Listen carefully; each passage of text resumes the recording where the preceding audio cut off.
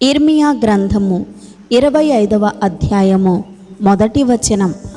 యోషీయా కుమారుడును యూదా రాజునైన యెహోయాకీము 4వ సంవత్సరమున అనగా బబులోను రాజైన నెబుకద్రెజరు మొదటి సంవత్సరమున యూదా ప్రజలందరినీ గూర్చి ఇర్మియాకు ప్రత్యక్షమైన వాక్కు.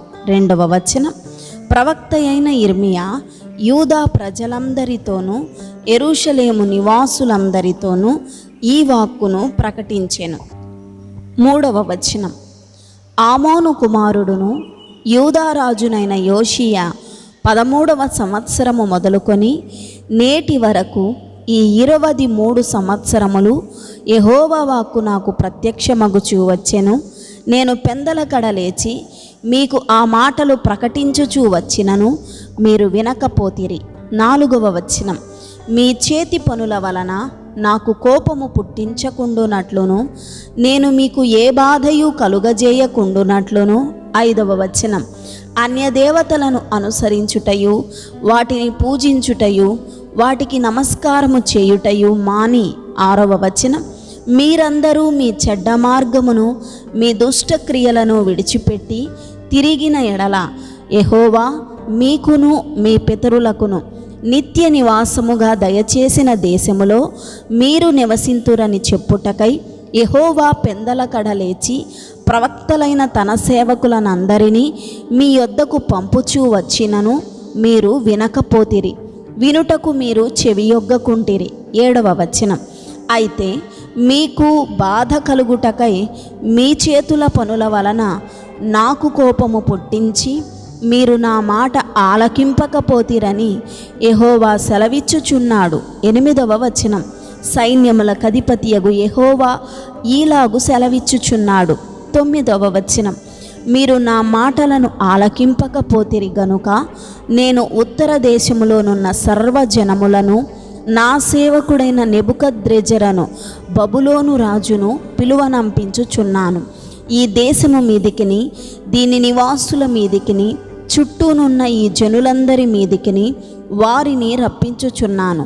ఈ జనులను శాపగ్రస్తులుగాను విస్మయాస్పదముగాను అపహాస్యాస్పదముగాను ఎప్పటికి పాడుగాను ఉండజేసెదను. 10వ వచనం. సంతోషనాదమును ఉల్లాస శబ్దమును పెండ్లి కుమారుని స్వరమును పెండ్లి కుమార్తె స్వరమును తిరుగటి రాళ్ల ధ్వనిని దీపకాంతిని వారిలో ఉండకుండా చేసేదను. 11వ వచనం. ఈ దేశమంతయు పాడుగాను నిర్జనముగాను ఉండును. ఈ జనులు 70 సంవత్సరములు బబులోను రాజునకు దాసులుగా ఉందురు. 12వ వచనం. యెహోవా వాక్కు ఇదే. 70 సంవత్సరములు గడచిన తరువాత వారి దోషములను బట్టి నేను బబులోను రాజును ఆ జనులను కల్దీయుల దేశమును శిక్షింతును. ఆ దేశము ఎప్పుడూ పాడుగా నుండునట్లు నియమింతును. 13వ వచనం. నేను ఆ దేశమును గూర్చి సెలవిచ్చిన మాటలన్నీ ఇర్మియా ఈ జనములన్నిటినీ గూర్చి ప్రకటింపగా ఈ గ్రంథములో వ్రాయబడినదంతయు ఆ దేశము మీదికి రప్పించెదను. 14వ వచనం. ఏలయనగా నేను వారి క్రియలను బట్టియు వారి చేతి కార్యములను బట్టియు వారికి ప్రతీకారము చేయునట్లు అనేక జనములను మహారాజులను వారి చేత సేవ చేయించుకొందురు. 15వ వచనం. ఇశ్రాయేలు దేవుడైన యెహోవా నాకీలాగు సెలవిచ్చుచున్నాడు, నీవు ఈ క్రోధపు మద్యపాత్రను నా చేతిలో నుండి తీసుకొని నేను నిన్ను పంపుచున్న జనములన్నిటికీ దాన్ని త్రాగింపుము. 16వ వచనం. వారు దాన్ని త్రాగి సొక్కి సోలుచు నేను వారి మీదికి పంపుచున్న ఖడ్గమును బట్టి వెర్రివాండ్రగుదురు. 17వ వచనం. అంతటా యెహోవా చేతిలో నుండి నేను ఆ పాత్రను తీసుకొని యెహోవా నన్ను పంపిన జనములన్నిటినీ దాన్ని త్రాగించితిని. 18వ వచనం. నేటి వలెనే పాడుగాను నిర్జనముగాను అపహాస్యాస్పదముగాను శాపాస్పదముగాను చేయుటకు యెరూషలేమునకును యూదా పట్టణములకును దాని మహారాజులకును దాని అధిపతులకును త్రాగించితిని. 19వ వచనం. మరియు ఐగుప్తు రాజైన ఫరోయును అతని దాసులను అతని ప్రధానులను అతని జనులందరును. 20వ వచనం, సమస్తమైన మిశ్రిత జనులను, ఊజు దేశపు రాజులందరును, ఫిలిస్తీయుల దేశపు రాజులందరును, అష్కెలోనును, గాజాయును, ఎక్రోనును, అష్డోదు శేషపు వారును. 21వ వచనం, ఎదోమీయులను, మోయాబీయులను, అమ్మోనీయులను. 22వ వచనం, తూరు రాజులందరును, సీదోను రాజులందరును, సముద్రమునకు ఆవలి ద్వీపపు రాజులను. 23వ వచనం, దదానీయులను, తేమానీయులను, బూజీయులను, గడ్డపు ప్రక్కలను కత్తిరించుకొను వారందరును. 24వ వచనం, అరబీ దేశపు రాజులందరును, అరణ్యములో నివసించు మిశ్రిత జనముల రాజులందరును. 25వ వచనం, జిమ్రీ రాజులందరును, ఏలాము రాజులందరును, మాదీయుల రాజులందరును. 26వ వచనం, సమీపమున ఉన్నవారేమి దూరమున ఉన్నవారేమి, ఉత్తర దేశముల రాజులందరును, భూమి మీదనున్న రాజ్యములన్నీయు దానిలోనిది త్రాగుదురు.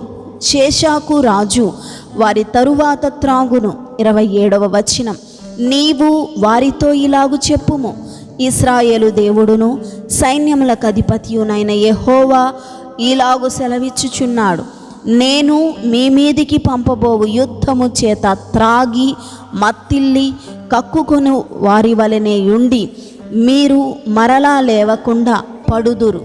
28వ వచనం, మేము త్రాగమని వారు నీ చేతిలో నుండి ఆ పాత్రను తీసి కొననొల్లని ఎడల నీవు వారితో ఇట్లనుము, మీరు అవశ్యముగా దాన్ని త్రాగవలెనని సైన్యములకు అధిపతియగు యెహోవా సెలవిచ్చుచున్నాడు. 29వ వచనం, నా పేరు పెట్టబడిన పట్టణమునకు నేను కీడు చేయ మొదలు పెట్టగా మీకు శిక్ష లేకుండా పోవునా? మీరు శిక్షింపబడకపోరు. భూలోక నివాసులందరి మీదికి నేను ఖడ్గమును రప్పించుచున్నాను. ఇదే సైన్యములకు అధిపతియగు యెహోవా వాక్కు. 30వ వచనం, కాబట్టి నీవు ఈ మాటలన్నిటినీ వారికి ప్రకటించి ఇలాగు చెప్పవలెను, ఉన్నత స్థలములో నుండి యెహోవా గర్జించుచున్నాడు, తన పరిశుద్ధాలయములో నుండి తన స్వరమును వినిపించుచున్నాడు, తన మంద మేయు స్థలమునకు విరోధముగా గర్జించుచున్నాడు. ద్రాక్ష గానుగను త్రొక్కువారి వలె అరచుచు ఆయన భూలోక నివాసులకందరికీ విరోధముగా ఆర్భాటించుచున్నాడు. 31వ వచనం, భూమ్యంతము వరకు సందడి వినబడును, యెహోవా జనములతో వ్యాజ్యమాడుచున్నాడు, శరీరులందరితో ఆయన వ్యాజ్యమాడుచున్నాడు, ఆయన దుష్టులను ఖడ్గమునకు అప్పగించుచున్నాడు. ఇదే యెహోవా వాక్కు. 32వ వచనం, సైన్యములకు అధిపతియగు యెహోవా ఇలాగు సెలవిచ్చుచున్నాడు, జనము నుండి జనమునకు కీడు వ్యాపించుచున్నది, భూదిగంతముల నుండి గొప్ప తుఫాను బయలువెళ్ళుచున్నది. 33వ వచనం, ఆ దినమున యెహోవా చేత హతులైన వారు ఈ దేశము యొక్క ఈ దిశ నుండి ఆ దిశ వరకు కనబడుదురు. ఎవరును వారిని గూర్చి అంగలార్చరు, వారిని సమకూర్చరు, పాతిపెట్టరు. పెంటవలే వారి శవములు నేల మీద పడియుండును. 34వ వచనం, మందకాపరులారా గోలలెత్తుడి, మొర్రపెట్టుడి, మందలోని ప్రధానులారా బూడిద చల్లుకొనుడి, మీరు మరణము నొందుటకై దినములు పూర్తి ఆయెను, నేను మిమ్మును చెదరగొట్టెదను, రమ్యమైన పాత్ర వలె మీరు పడుదురు. 35వ వచనం, మందకాపరులకు ఆశ్రయస్థలము లేకపోవును, మందలోని శ్రేష్టమైన వాటికి రక్షణ దొరకకపోవును.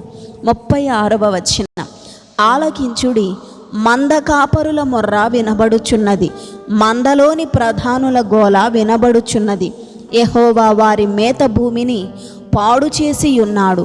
37వ వచనం, నెమ్మదిగల మేత స్థలములు యెహోవా కోపాగ్ని చేత పాడాయెను.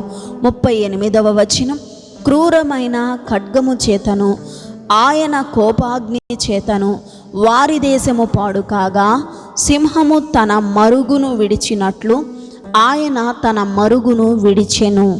ఆమేన్.